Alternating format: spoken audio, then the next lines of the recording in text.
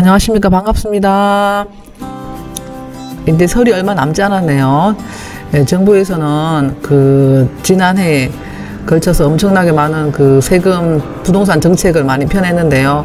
올해는 좀 특별한 게 뭔가 하면은 공급에 대해서 신경을 많이 쓰신 것 같아요. 특히 교통부 장관이 교체되고 난 다음에 좀 더 질 좋은 집값을 잡는 데 있어서는 공급이 중요하지 않나, 이렇게 많이 포인트를 맞추는 것 같습니다.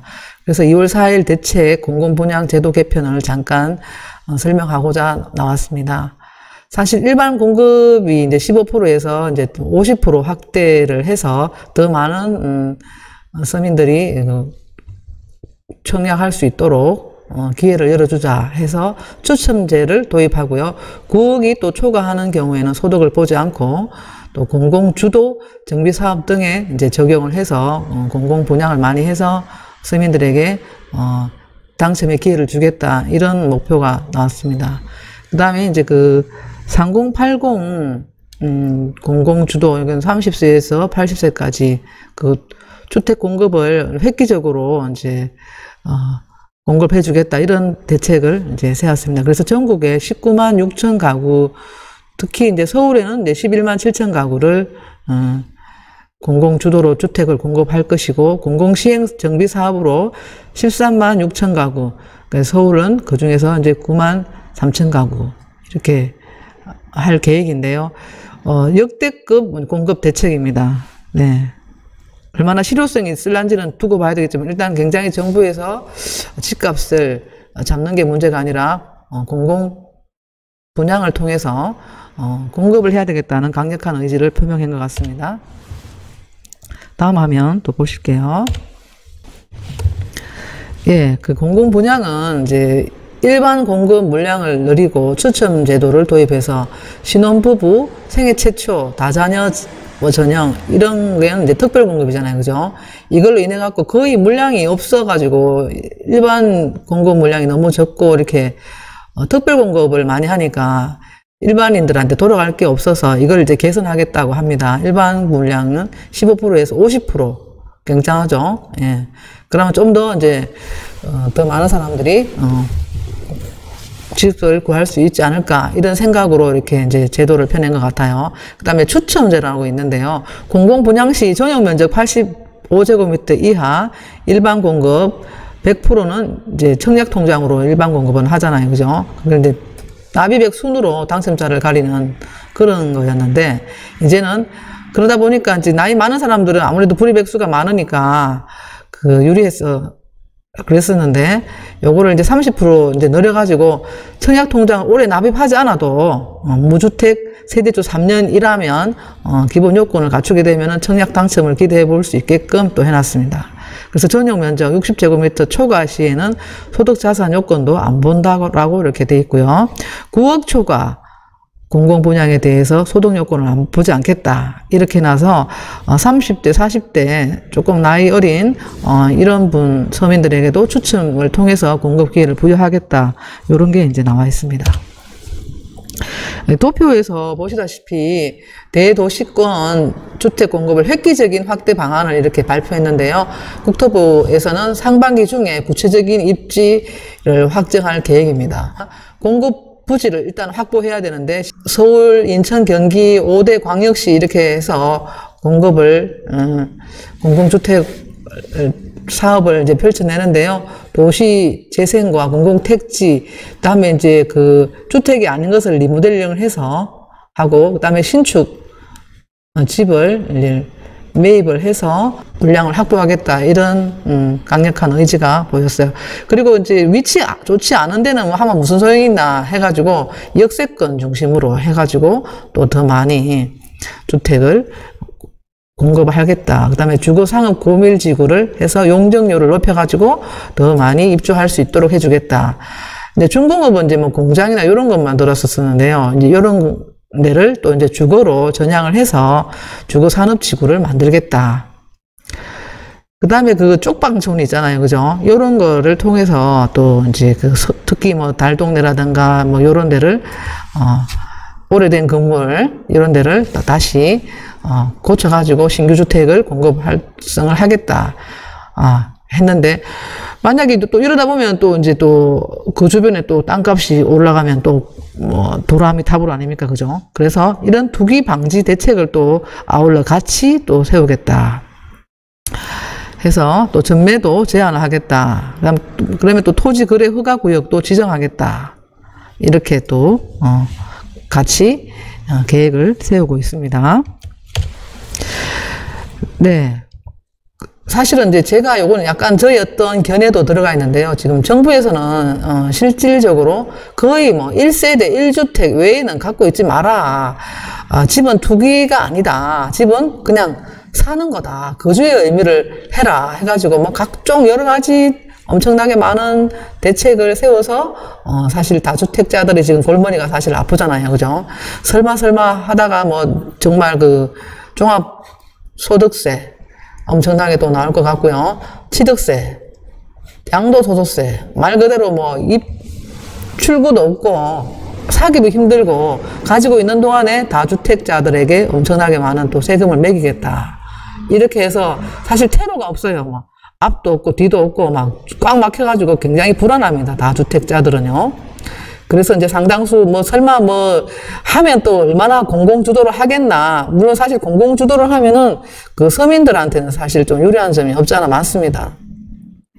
근데 다주택, 2주택만 가지고 있어도 다주택자라고 하니까 그 상당히 좀 세금 폭탄을 맞은 걸로 다주택자는 말 그대로 집 한 채씩 다 내놔야 된다는 이런 걸로 지금 가고 있으니까 사실은 굉장히 불안하고 불만도 많습니다. 사실 이제 임대차 계약을 하게 되면은요, 그 집주인과 세입자가 이렇게 있잖아요. 그죠? 그러면 일단 주택이 많은 사람은 다주택자라고 하는데 2주택만 갖고 있어도 다주택자라고 지금 하잖아요. 그죠?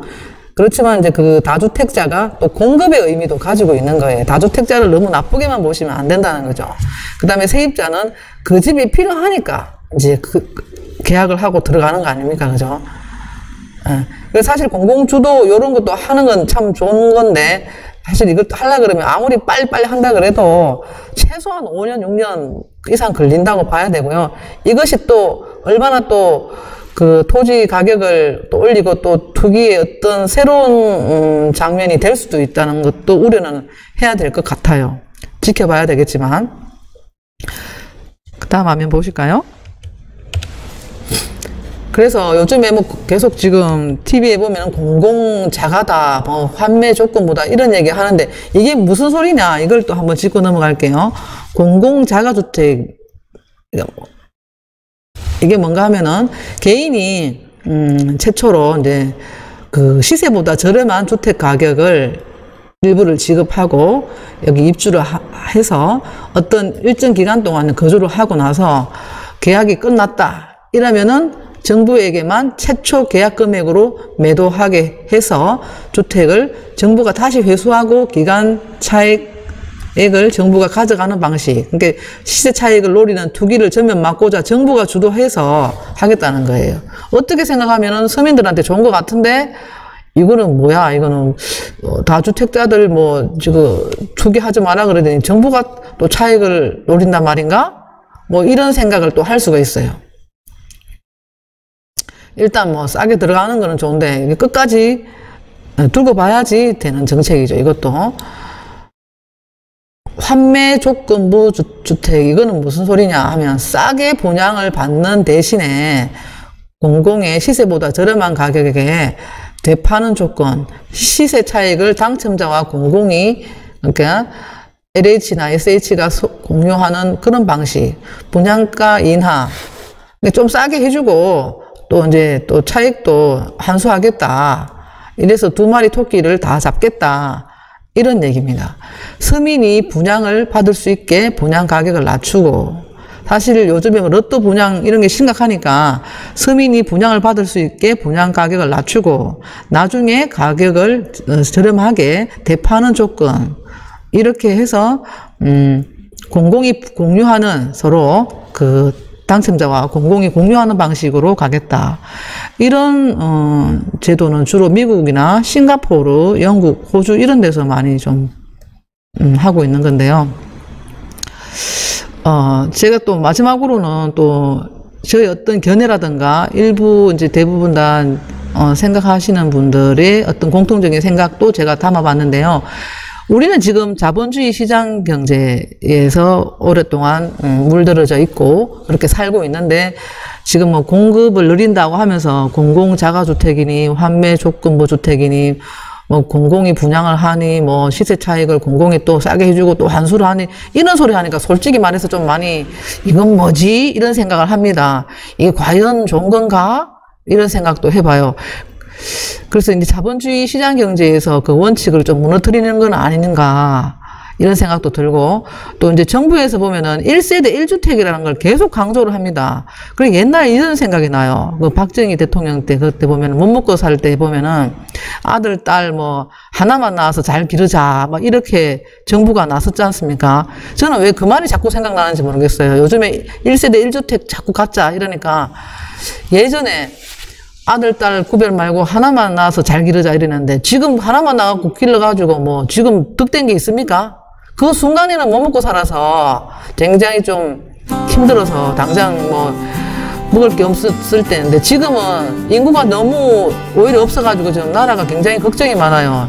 지금 3040 시대 취업도 안 되지 밥 먹고 살기도 힘드는 판에 지금 TV만 보면은 뭐 은행에 가서 뭐 돈 털려고 간 사람 또 뭐 그 무인 뭐 그 매점에 들어가서 막 돈통 훔치는 거 또 그다음에 현금 인출기를 뭐 포크레인으로 부숴가지고 가져가고 뭐 난리도 아니잖아요 지금 못 먹고 살아가지고. 근데 이게 진짜 자본주의 시장 경제에서 약간 공공자간 이러면 약간 공산주의 개념으로 가니까 약간 사실 좀 불안한 것도 있어요. 그리고 또 다주택자를 또 투기꾼으로 너무 모는 게 좀 이해가 좀 안 되는 부분도 많아요. 사실은 2주택도 다주택자고 뭐 5주택도 다주택자고 근데 진짜 제 생각에는 1세대 1주택은 개념이 주택 하나에 100억이 넘는 것도 있어요. 근데 몇 천도 안 되는 5천도 안 되는 이런 주택도 한 주택입니다. 이거를 저는 같이 보아서는 절대 안 된다고 생각하고 솔직히 은행 금리도 적었고 맞벌이 하는 시대에 또 돈 버는 사람들은 어떻게 1세대 1주택만 갖고 있을 수가 있습니까? 솔직히 공급은 하라 이 말입니다. 나라에서는 공급은 공공주택 공급 뭐 쪽방촌 다 좋아요. 공급 물량 확대해야 됩니다. 근데 다주택자를 너무 투기꾼으로 볼 것이 아니라는 거죠. 그 다음에 그 1주택의 개념을 너무 주택 수로만 따져서 안 된다는 거죠. 그리고 그 1주택이라는 거는 기준시가 기준으로 뭐 예를 들어서 10억까지는 1주택으로 봐준다. 이래 금액으로 저는 해야 된다는 생각이 되게 많이 들어요. 저도 부동산 경험이 많지만은 집 꾸절꾸절한 거 뭐 다 팔아라고 하는데 왜 자꾸 팔아라고 합니까? 안 팔면 세금 매기겠다. 이건 약간 협박성입니다. 그건 좀 아니라고 봐요. 그래서 모두가 만족할 수는 없어요. 물론 대책이. 그러면은 집이라는 건 소유의 의미가 사실은 더 크거든요. 제가 운영하고 있는 부동산 사무실 맞은편에 보면은 그 공공임대주택이 있어요. 거기는 부동산 중개 대상물이 아니죠. 왜냐하면 계속 임대료만 내고 그냥 집 없고 이제 저소득층 분들이 들어오셔가지고 계속 그냥 보증금 얼마에 월 얼마 내고 계속 살다가 근데 그분들은 계속 거기 사는 걸 좋아하진 않아요. 어쩔 수 없으니까 거기 와서 사는 거지. 그런데도 임대료가 싸냐? 싼 거 아니에요. 차라리 그 돈 모아가지고 은행 대출금 내가지고 집을 샀으면은 지금 훨씬 더 나은 조건으로 지금 되어 있을 겁니다. 공공임대도 사는 게 그게 잠깐은 좋을지 몰라도 계속 살면요. 살다가 결국은 내 집을 소유하고 싶은데 소유하려고 이제 집값을 알아보면은 엄청나게 많이 올라가 있어요. 그래서 진짜 뭐 혀를 차고 그냥 돌아서서 가는 사람 보면 참 안타까워요. 임대료가 싼 것도 아니고 그동안에 그냥 공짜로 살았는 것도 아니거든요. 그래서 이런 공공임대주택도 조금 더 활성화를 했으면 좋겠고 1주택자, 1세대 1주택 이건 너무 좀 간섭 안 했으면 좋겠어요. 정말. 예, 오늘 제가 주저리 얘기를 했는데요. 아마 제 느낌, 제 생각이 많이 맞다라고 생각하시는 분도 꽤 많으실 것 같아요. 정부에서는 이런 정도 귀 기울여 주셨으면 좋겠습니다. 네, 좋은 주말 되시고요. 네, 구독, 좋아요 부탁드립니다. 감사합니다.